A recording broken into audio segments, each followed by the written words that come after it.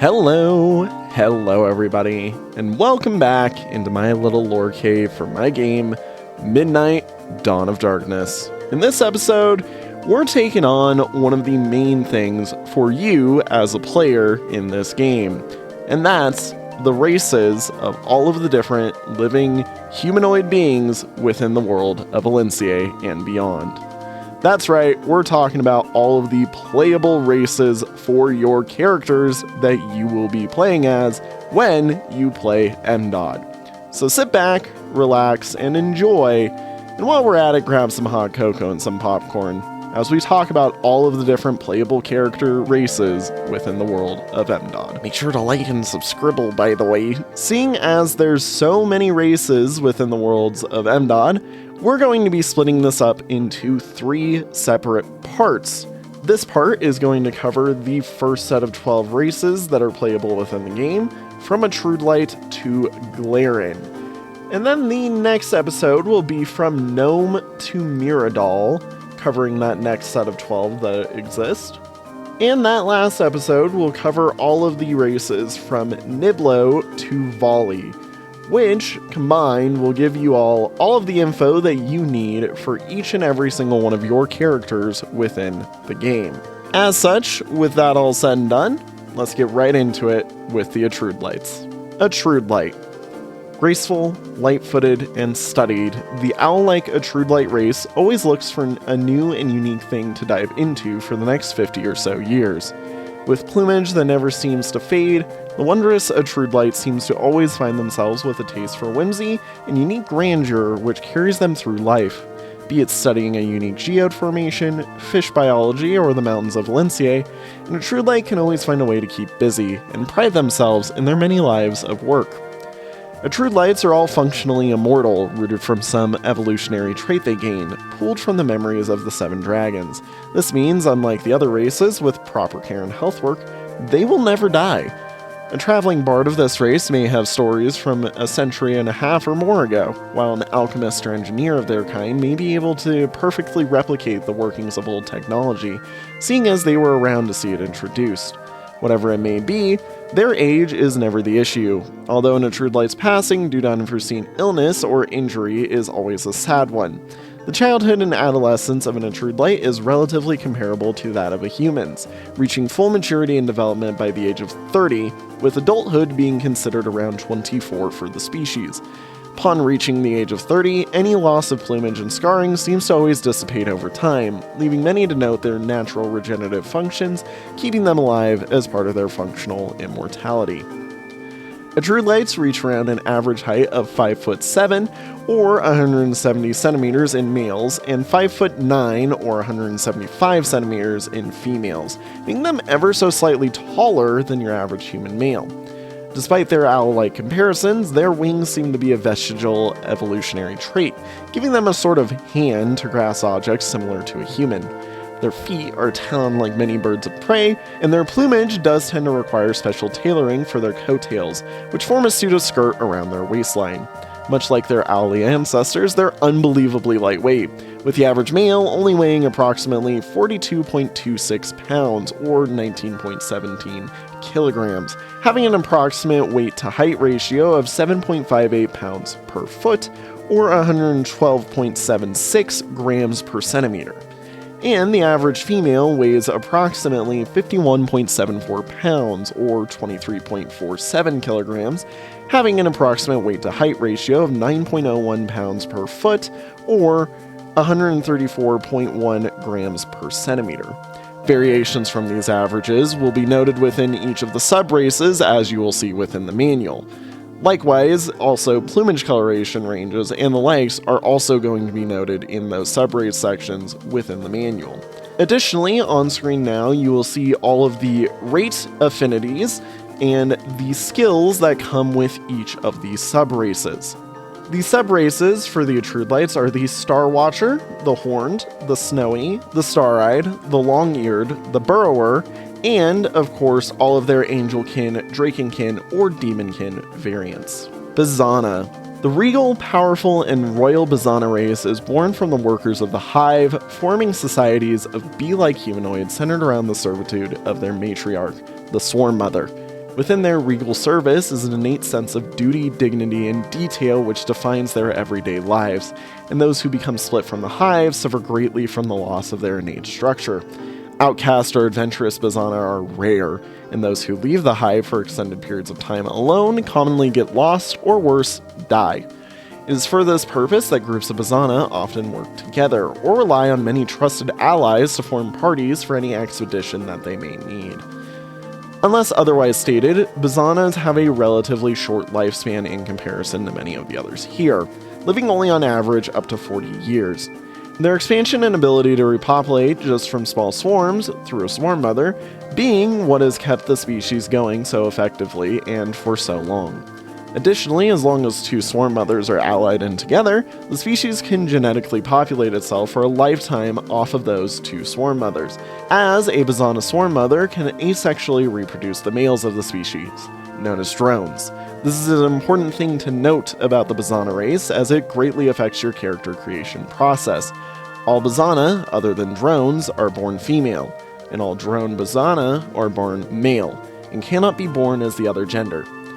This evolutionary advancement stems from their believed bee ancestors, of which the seven dragons fostered and provided for to keep the race preserved from prior to the universal collapse.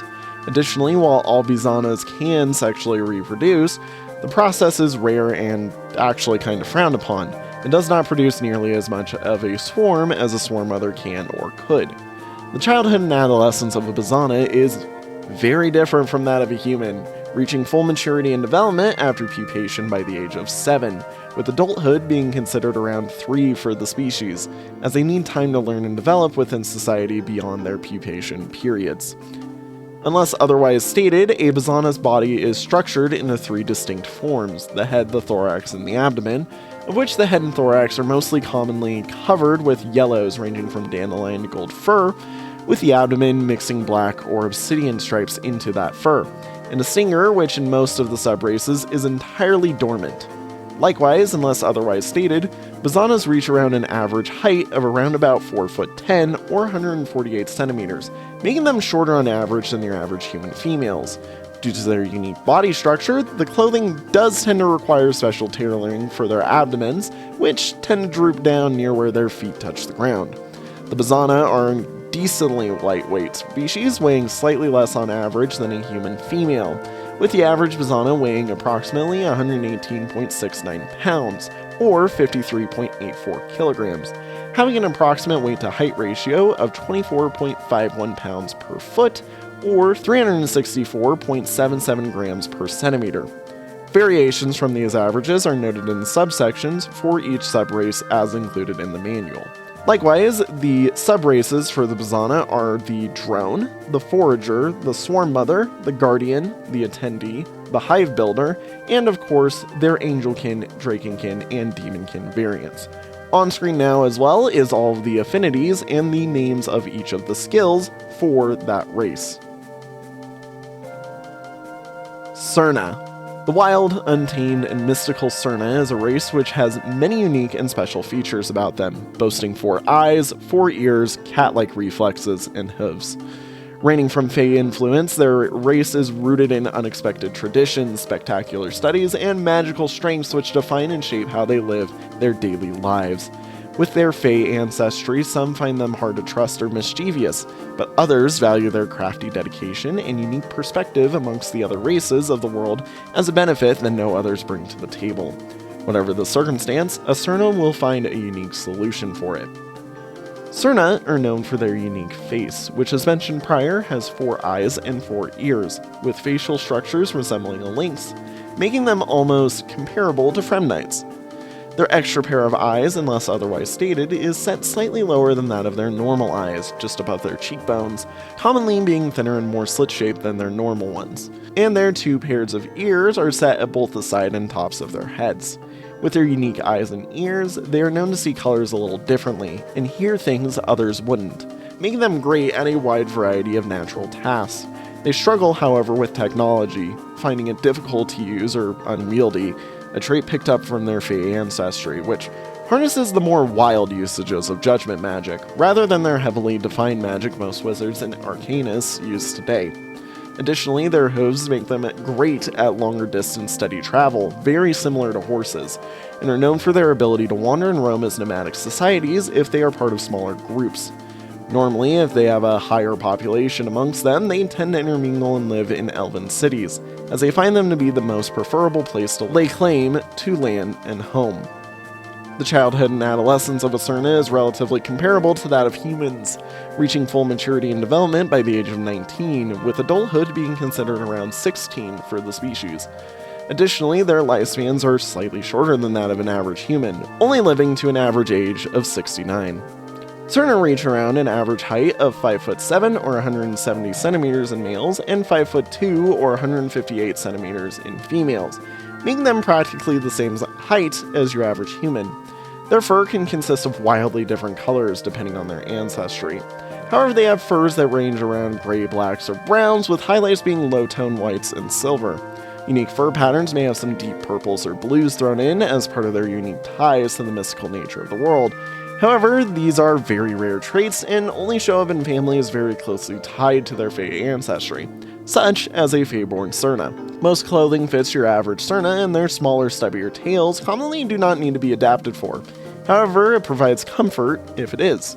Your average Cerna has slightly less than comparable weight to that of a human, with the average male weighing approximately 143.68 pounds or 65.17 kilograms, having an approximate weight to height ratio of 25.76 pounds per foot or 383.33 grams per centimeter, and the average female weighing approximately 98.7 pounds or 44.77 kilograms, having an approximate weight to height ratio of 19.04 pounds per foot or 283.33 grams per centimeter. Variations from these averages are noted within the subsections for each subrace within the manual.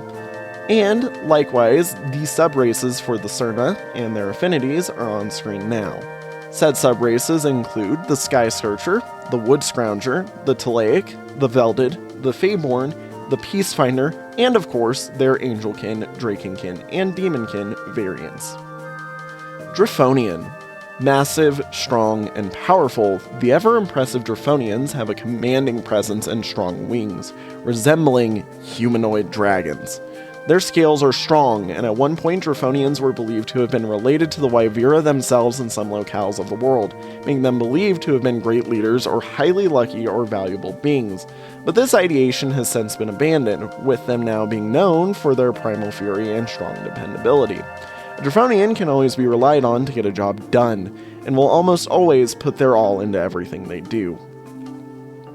Dryffonians have almost an entire rainbow worth of colors of scales, being a race which shares some similarities to the Seven Dragons and their Wyvera, with some key differences evident through the fact that they can still be born Drakenkin, a biological impossibility if they were of Wyveric origin. What colors they don't innately have access to, their Angelkin, Demonkin, and Drakenkin counterparts do, with your average Dryffonian having decently vibrant and saturated colorations of nearly any color you can imagine. The childhood and adolescence of a Dryffonian is relatively comparable to that of humans, reaching full maturity and development by the age of 27, with adulthood being considered around 20 for the species. Additionally, their lifespans are slightly longer than that of an average human, living to an average age of about 74. Dryffonians reach around an average height of 7'2" or 219 centimeters in males, and 6'8" or 204 centimeters in females, making them quite taller than your average human male. Their wings do function, with certain races like the Great Winged Dryffonian being able to sustain decently long-winded flights. However, most can only use their wings for gliding, and find flight difficult or impossible under any amount of weight. Nonetheless, these wings they have are massive, with each wing being nearly as long as the Dryffonian is tall.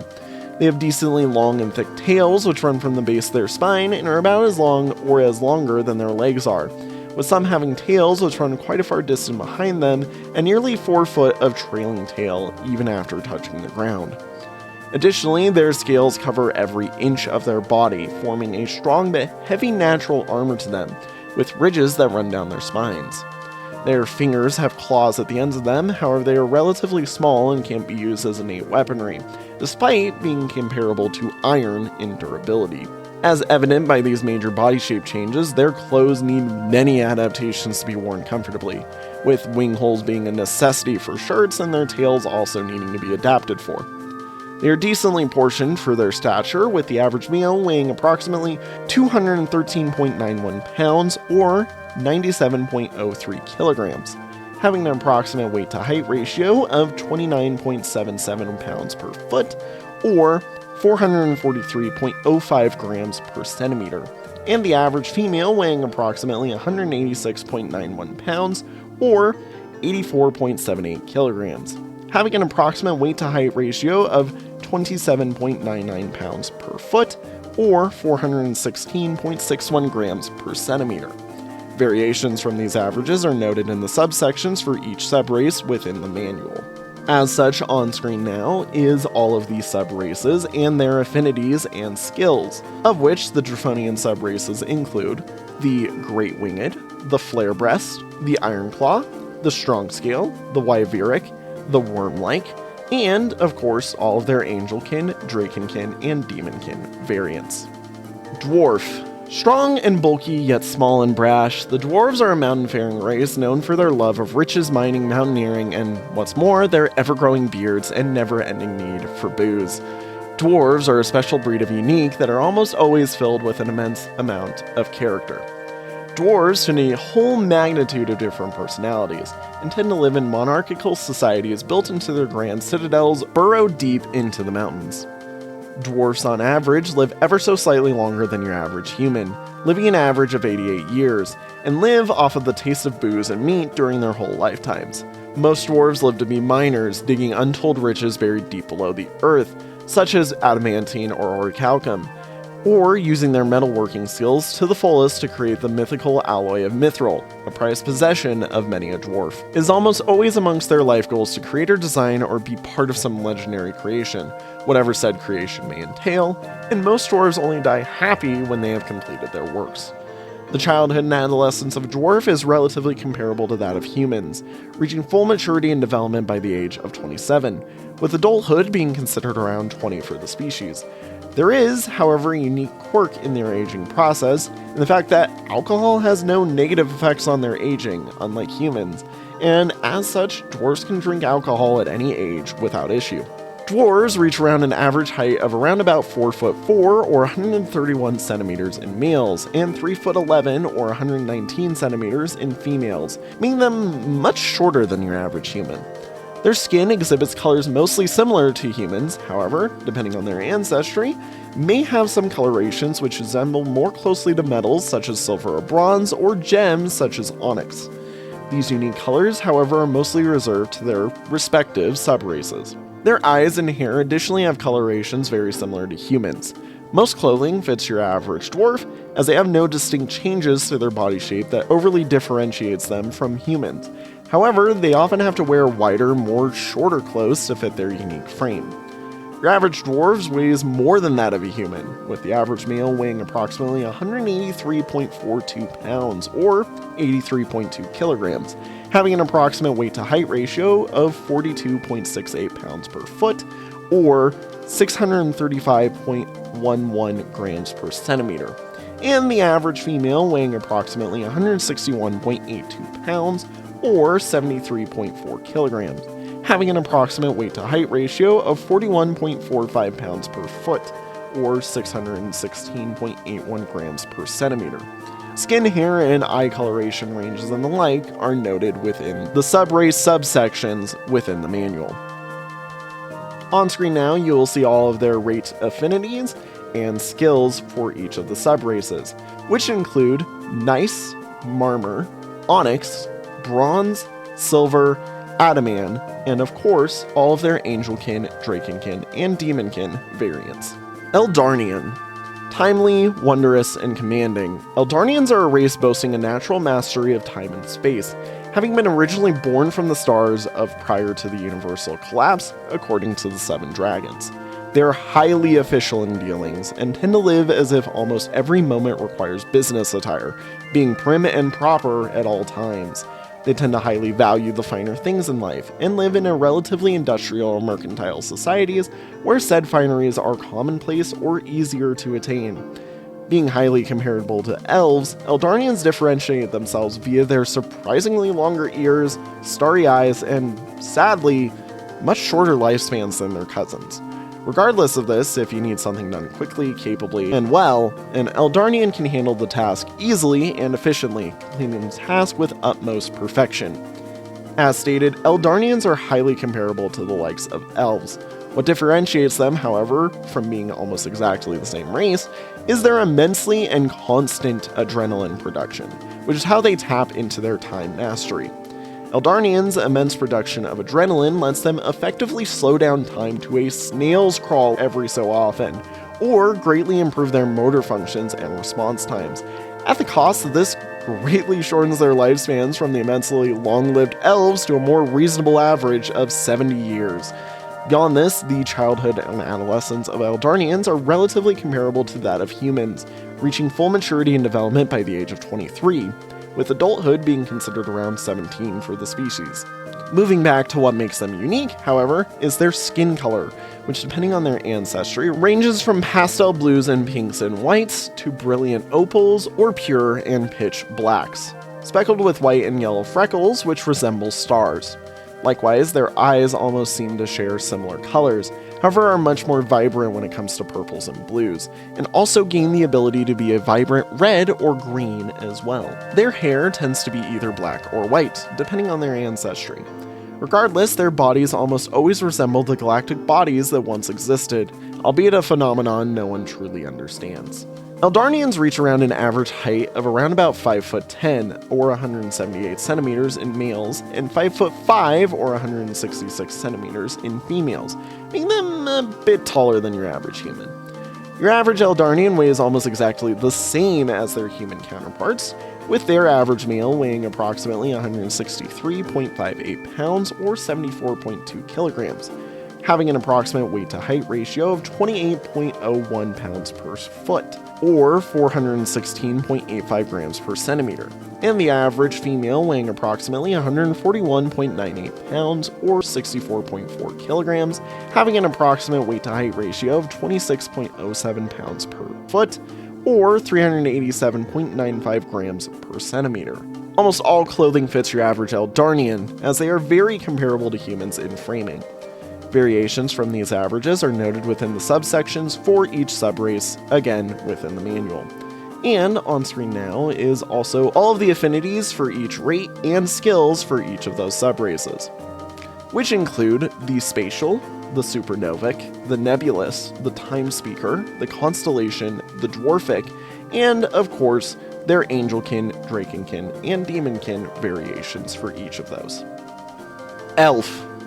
Natural, intelligent, and fair, the ever-impressive elves are amongst the most prolific and common races within Elincier, which is aided by their impressively long lifespans.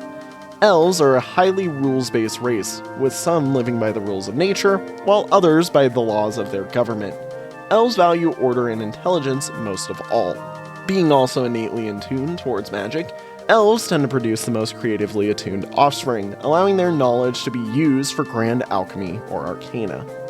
Elves live on average 206 years, being the longest living race of humanoid creatures other than Atrudlites. This means their history, wisdom, and stories are almost always from experience, unless passed down from many generations of elves prior. Many elves have lived to see a few of the major turning points within history of the world, and many have developed some of the old technology or arcana which is being developed upon today. Elves are also highly ritualistic, spending their times in reverence or prayer, or just gathering amongst their families.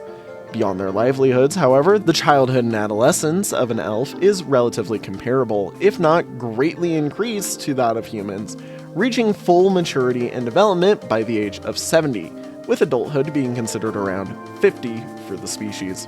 Elves reach around an average height of around about 5'10" or 179 centimeters in males, and 5'6" or 167 centimeters in females, making them a bit taller than your average humans.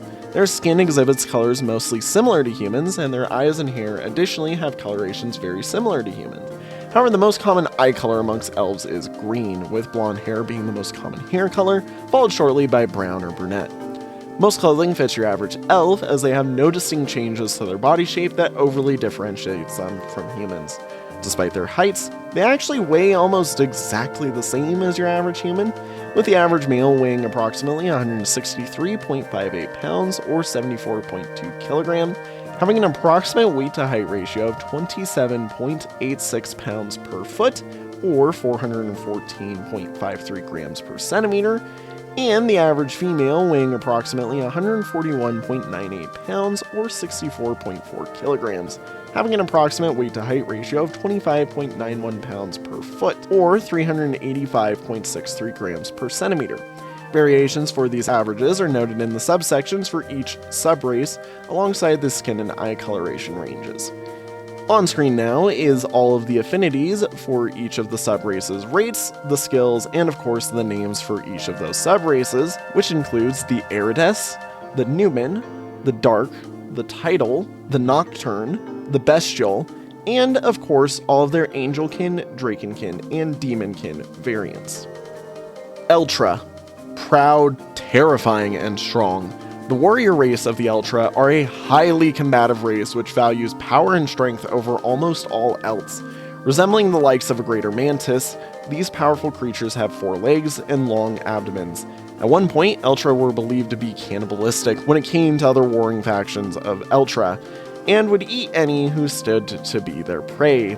However, Eltra do not actively do so with any humanoid race and deny having ever done so, as doing so is considered to be quite unsavory.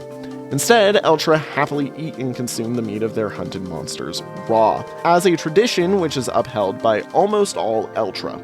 Eltras have one of the most unique body types of the humanoid races of Valenciae, which allows for immense ease of travel and balance, however, create major struggles for adaptations. Eltras cannot effectively use any form of clothing that a human would and need special accommodations for things such as chairs due to their unique body shape and center of balance. Unlike their mantis cousins, their triple segment arms do not naturally have blade-like appendages attached, instead having 2 elongated thumb-like structures which can be used to grip onto things, alongside highly abrasive hairs, which allow for holding important items or tools. Their hands are considered to be relatively weak in terms of grip strength, however, they still can use most tools effectively. They also have large diamond-shaped eyes, which do not have whites, instead with their iris filling the entirety of their eyes other than their pupils. One of the sad things about their race is their surprisingly short lifespans, which seems an antithesis to their size and stature, with their average lifespans only lasting to the age of 53. The childhood and adolescence of an Eltra is very different from that of a human, reaching full maturity and development after pupation by the age of 14, with adulthood being considered around 6 for the species, as they need time to learn and develop within society beyond their pupation periods. Eltras reach around an average height of around about 6'11" or 213 centimeters in males, and 7'7" or 231 centimeters in females, making them much taller than your average human. As stated prior, their unique body shape means that they require special tailoring for their clothing, oftentimes requiring immense tailor work done to fit their body types. Their bodies also form an exoskeleton. However, it isn't strong enough to be innately overly protective, but means that on average they are mostly one color from head to toe, with only slight shifts depending on thinness or thickness of that exoskeleton.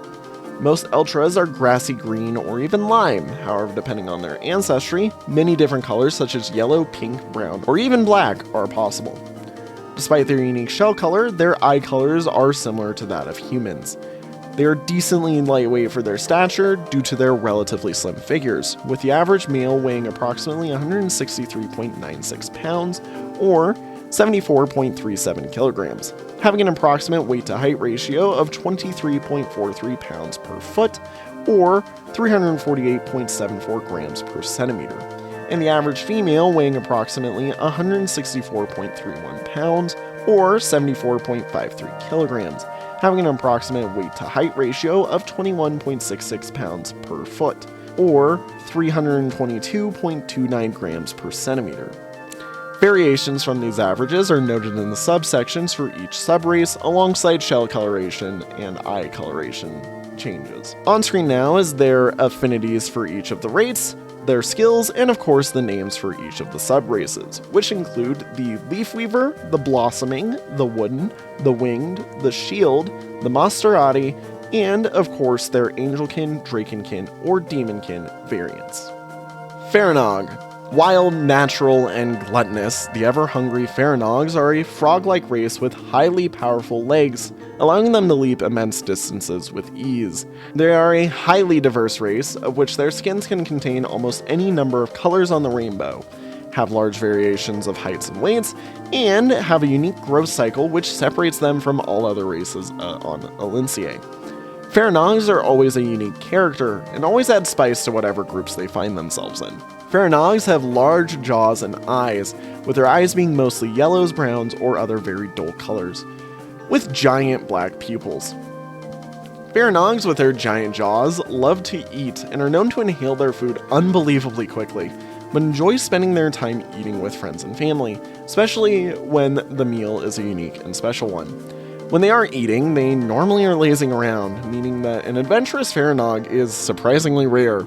However, those who do can use their immensely strong legs for a multitude of different usages that many would not be able to otherwise. This, alongside their life cycles, means that most Faranogs live together in large groups, with the few that stray from said large groups normally being those adventurous types. Speaking of their life cycles, Faranogs start as eggs, become tadpoles, and morph fully into their humanoid forms by the age of 19, which is the species' considered age of adulthood, reaching full maturity and development by the age of 26. Their lifespans are similar to that of an average human, living to an average age of 75. Faranogs reach around an average height of around about 4'8", or 143 centimeters in males, and 5'3", or 161 centimeters in females, making them shorter than your average human.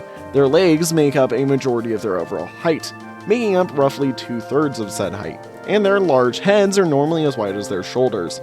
Their fingers tend to be very long, extending many inches longer than a human's hand would, and are very effective at gripping and holding on to things. As evident by these major body shape changes, their clothes need many adaptations to be worn comfortably, with pants needing to be lengthened, and shirts needing to be shortened, and gloves needing to be with much longer fingers.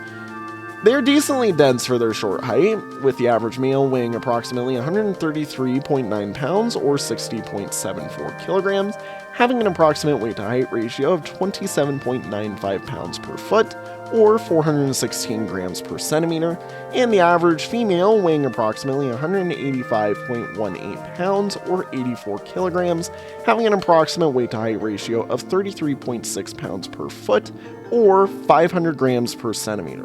Variations from these averages are noted in the subsections for each subrace in the manual. And on screen now is the affinities for each rate, the skills, and of course the name of each subrace, which include the Tree, the Swampy, the Dart, the Awa, the Mossy, the Ridged, and of course the Angelkin, Drakenkin, and Demonkin variants for each of them. Fifsem. Majestic, beautiful, and strange, Fifsem are a race of humanoid moth folk boasting astoundingly powerful wings, beautiful and unique colors, and an immense love of art and vibrant things. They have an issue with continued stamina during flight. However, most can easily use their wings for extended distances with proper care and training, allowing the race to be one of the few humanoid races in Elinciae capable of proper flight. They have an adoration for sugars and sweets due to it boosting their energies and additionally adding much more vibrancy to their wings, making it a prized gift for many a Fifsem. Fifsem are known for their large and beautiful wings, which span nearly as long as the Fifsem is tall, and when fully unfurled, add up to a foot of extra height to the Fifsem. Additionally, amongst the furred races of Elinciae, Fifsem have some of the thickest furs, keeping them warm in harsh environments, making them a race which surprisingly handles the cold well. When born, a Fifsem starts as a creature which looks nothing like their inevitable human form, known as a semipillar or Fifsem caterpillar, which, much like actual caterpillars, metamorphosizes when it has reached an old enough age. While their adult forms have a wide array of colors ranging all across the rainbow, their youth only exhibit a smaller array of colors such as browns or reds or with greens, a trait to help protect themselves, much like the natural warning size caterpillars have. Depending on their ancestry, their wings have a multitude of different patterns they can resemble, which is where a majority of the unique colors such as red, oranges, yellows, and blues present themselves, while their main body has creams, browns, whites, or even in some rare cases, black colorations. Most have very dark colored eyes, which includes purples, blues, and blacks. The childhood and adolescence of a Fifesem, as stated prior, is very different from that of a human, reaching full maturity and development after metamorphosis by the age of 12, with adulthood being considered around 7 for the species, as they need time to learn and develop within society beyond their cocoon and caterpillar periods. Fifesem reach around an average height of around about 4'8", or 142 centimeters in males, and 5'7", or 171 centimeters in females, making them slightly shorter than your average human. All shirts and body clothing must be adapted around their large wings, and in some instances the waistlines of their pants and similar leg wear does as well, due to the fact that the root of their wings runs from their shoulders to their lower backs, and most Fifesem appreciate wearing fine silk fabrics more than any other kind, as it feels most natural to them. Your average Fifesem is very lightweight for their size, with the average male weighing approximately 47.18 pounds, or 21.4 kilograms, having an approximate weight to height ratio of 10.15 pounds per foot, or 151.09 grams per centimeter, and the average female weighing approximately 56.88 pounds, or 25.8 kilograms, having an approximate weight to height ratio of 10.45 pounds per foot, or 155.45 grams per centimeter. Variations from these averages are noted in the subsections for each subrace within the manual. On screen now is their affinities for each rate, the names of their skills, and of course the names of the subraces, which include the World Carrier, the Cyclopean, the Silk, the Tiger Frost, the Leaf Cloak, the Sphinx, and their Angelkin, Drakenkin, and Demonkin variants. Freimnide. The lithe, nimble, and agile Freimnide is a race resembling the many large cats of the world, such as lions, tigers, panthers, and more.